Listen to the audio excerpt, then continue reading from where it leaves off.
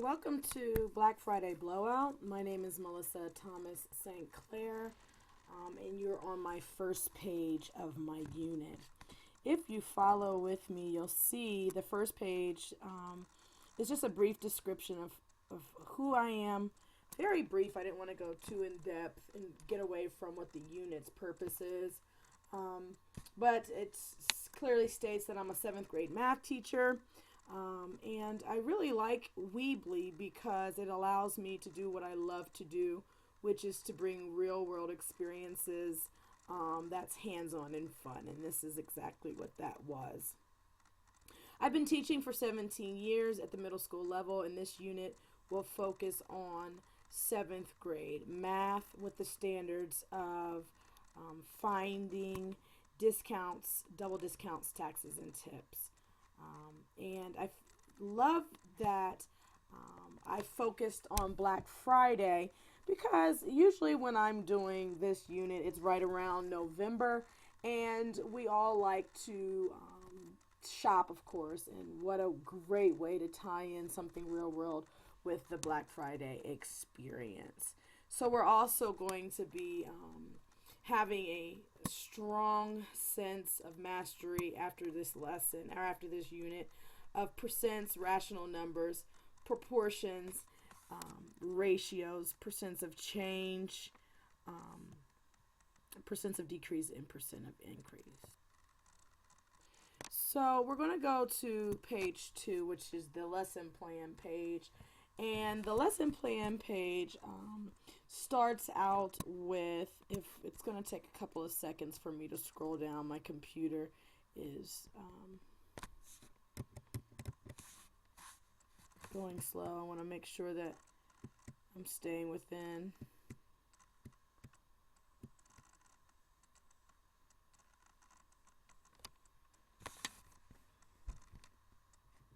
Okay, and so as this pulls up, you'll see that the standards that what students will be able to do, and when you see this here, this is exactly what that means. Students will be able to. So they'll be able to use their understanding of calculating sales tax, discount, complex fractions, unit rates, and unit fractions. And the big idea is to let students have a blast, experience a full Black Friday excursion. Students will shop and compare better buys using their understanding of calculating sales tax and discount to solve a performance task is what this is. It goes on to give some pre-lesson teacher notes, which I feel is very important. And with Common Core, you know how important it is to align your lessons with the mathematical practices. Within the teacher notes, you'll see that the Common Core standards are embedded in the teacher notes, as well as the mathematical practices that are always going to be bolded. You'll have then the explanation of the student activity and what the performance task is, and it is very detailed in those notes.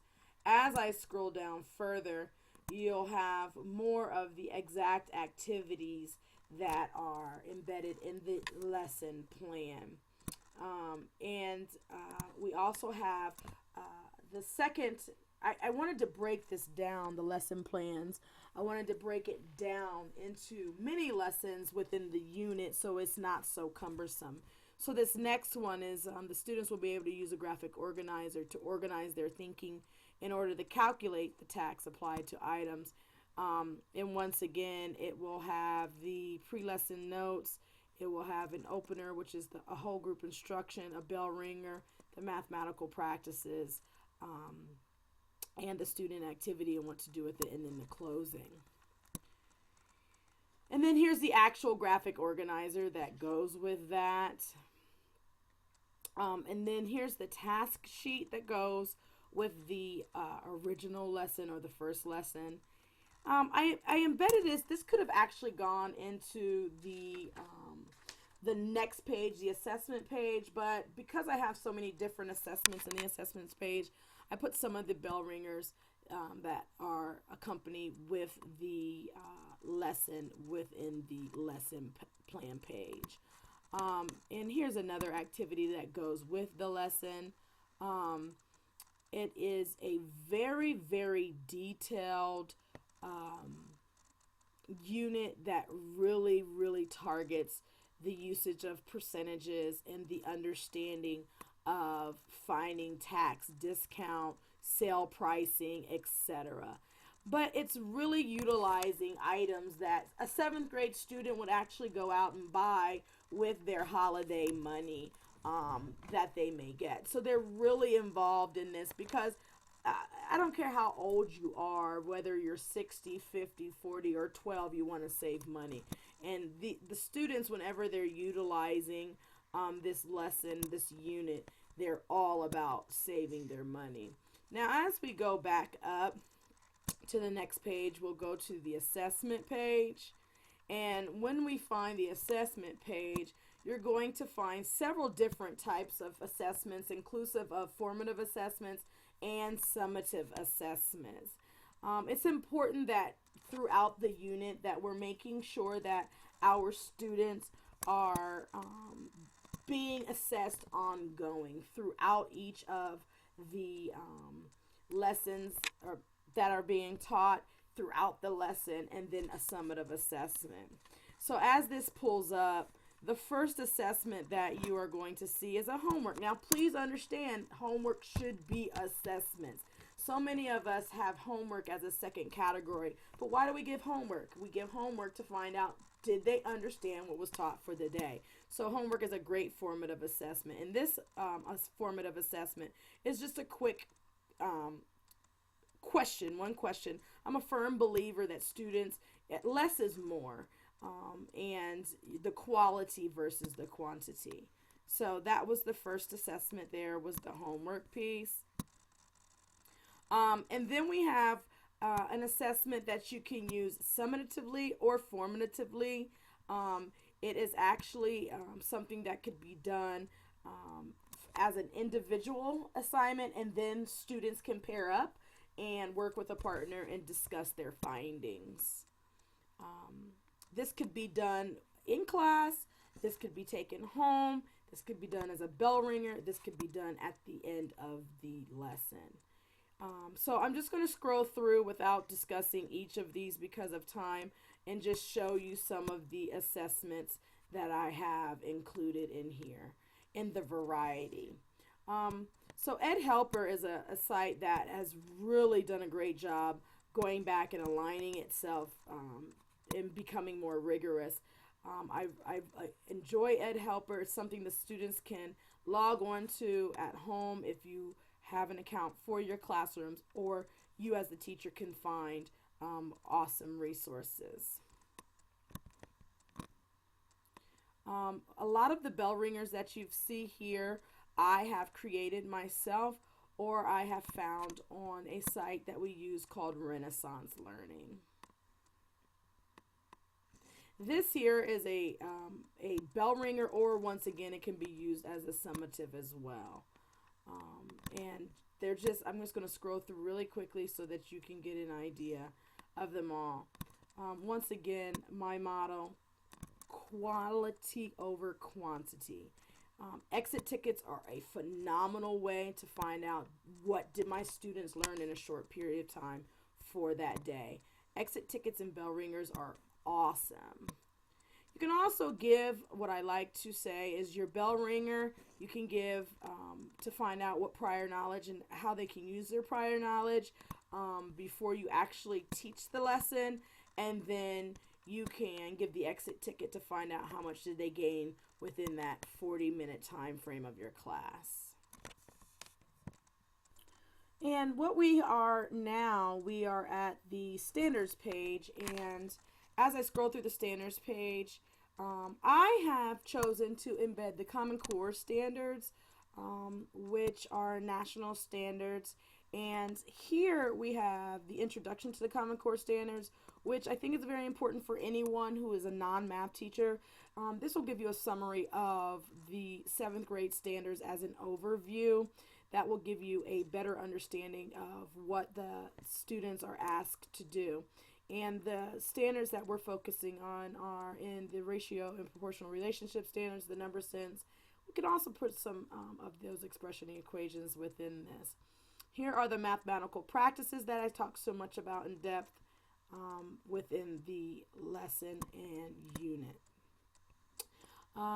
So I've also embedded in here is the the actual standards and the domains that are in the unit, and that's what you see here.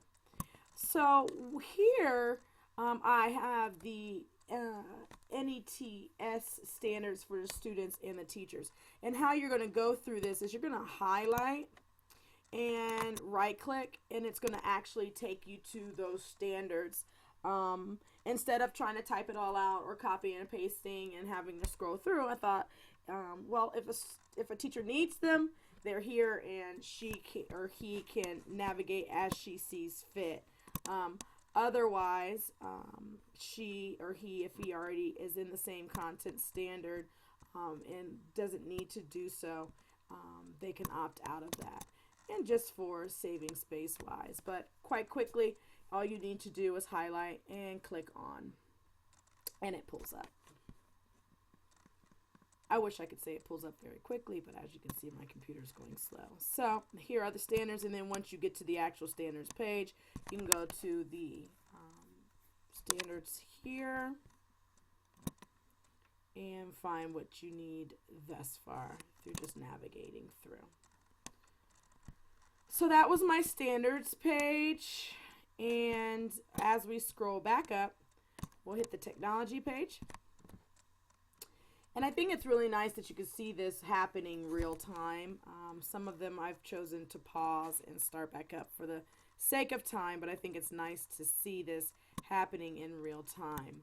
So we have our technology page, and of course you see with each page I've chosen an image. Within this technology page, I've given you a page in which it has all of the technologies. And actually, I need to add more to this because I forgot about the Ed Helper that I'd like to add in there. And there was another one. But it has the uses, the actual technology, and then the uses of the technology. More so what the students will be doing and less of what I use to actually create. Then what I've done is I've also embedded some of the YouTubes that the students will be utilizing throughout the unit. I thought it was kind of neat for you to see examples of what the students will actually be watching. Welcome to Math Bites. Today we focus on percents. What are these crazy percents we all keep hearing about, and what can they do for you? So I assume that cent refers to the Latin for 100, and per is like, you know, per. So, percent.